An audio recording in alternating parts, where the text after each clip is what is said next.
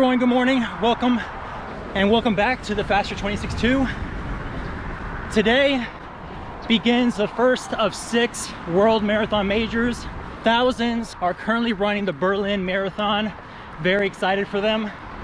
I'm currently on my long run, a little bit shorter than my peak week a few weeks ago. I'm currently tapering for my upcoming race, which is now only 2 weeks away. And if you're like me, where you have a world marathon major or any other fall 2021 marathon coming up, then you might be already in the taper or soon to be approaching the taper period. So I just want to give you a couple of tips on how to run an effective taper, so that way you can run as closely as possible to your fullest potential on race day. So the very first tip I have for you is be intentional when it comes to the quality workouts in your taper. As they say, the horse is already in the barn. At this point in your training, once you hit your peak week, you've already maximized the amount of fitness you can be able to gain. So at this point, the last 2 to 3 weeks, maybe even 4 weeks, depending on how long your taper is, it's all about just maintaining your fitness. And so that leads into the second point: how much mileage to decrease every single week until race day. Now, there's no fixed number, but there is somewhat of a range that you should be able to decrease your mileage with. So just to give you a little bit of a ballpark, I peaked at 54 miles with the training plan intentionally to give me a 3-week taper.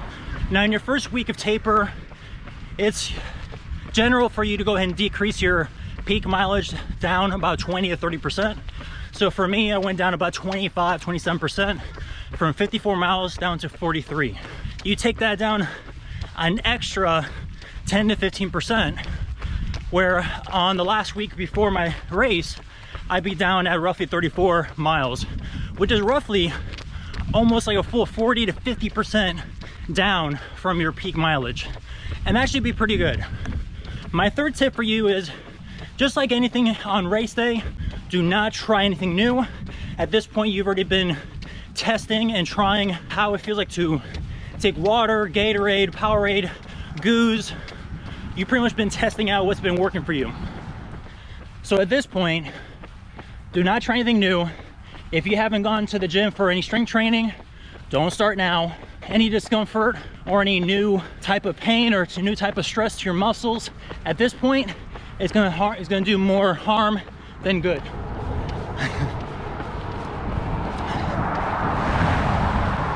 I think at this point, there's already so many cars that won't be able to avoid any road traffic or road noise. Tip number 4 would be, do not look at the scale. If you notice that in your taper you gained a pound or 2, maybe 3, that's okay. The point of the taper is that while you're lowering your mileage, you don't want to lower your calorie intake. You want to make sure you maintain but increase the amount of carbs. Running a marathon requires that your glycogen stores are topped off. So even though your mileage goes down, you want to make sure you're actually increasing the amount of carbs. And so if you are hydrating enough, those carbs are going to absorb all the water you're drinking, and thus gaining a little bit of weight. But it doesn't mean you're getting fatter. Carbs are not the same thing as fat. So as long as you're not creating a negative imbalance when it comes to the amount of grams of fat that you're putting in compared to what you're burning, you mainly should be focusing on carbs. That is the source of your fuel for marathon race day. A slight difference from a previous point: during the taper, do not try to overexert yourself as you normally would during your speed interval workouts or your tempo or thresholds. At this point, again, fitness has already been created in your training block. At this point, it's all about creating a sense of knowing what it feels like to run at your marathon pace. So what you should be doing a little bit more is to practice goal pace. And so depending on how your strategy is, whether you want to run the marathon or any race evenly split or negative split, you still want to make sure you get some practice running at goal pace, which is a little bit of a different feeling, because while you're training, the majority of your runs during your training block has been outside the bands of goal pace. Easy pace should have been well slower than marathon pace, while your intervals and your tempos have been outside, again, quicker than marathon pace. You should have been trying to avoid that gray zone as much as possible during training. But at this point, there is no more training. You're here. You've done the work. So now it's time to practice that sweet spot. And speaking of practice, it doesn't hurt either for you to try a long run in your race day gear.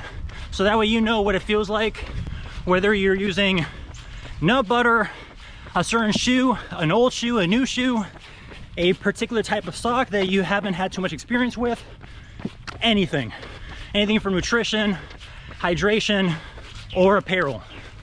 And the last tip for you to run an effective taper is to make sure to give yourself all the credit in the world that you have already put in all the hard work. Training for a marathon is no small feat. It's many weeks, many months of grinding. This is essentially your congratulatory period. You just have one special day to go, and it's coming up soon. So with 2 weeks to go until my first of 2 fall marathon races, I'm in the middle of my long run of about 15 miles with the intent of making it, again, practicing marathon race pace, of doing the first 10 miles easy pace and the last 5 at progression. And again, this is not meant to extend my fitness, but rather give myself an understanding of how it feels like to run on tired legs, how it feels like to run when your legs are feeling so heavy. So I got about 1 mile to go, the glory mile. So I'm gonna go ahead and finish this out. Thanks for watching. Hope you take all the tips that I have given you to heart and keep it in a positive light. If you're in Berlin right now running the race or currently running the race, congrats to you. Wish I could be there. I will be there next year. And for those of you running London, Tokyo Virtual, Chicago, Boston, and New York City, best of luck to you. Best of luck in executing a perfect taper. Continue to dream big.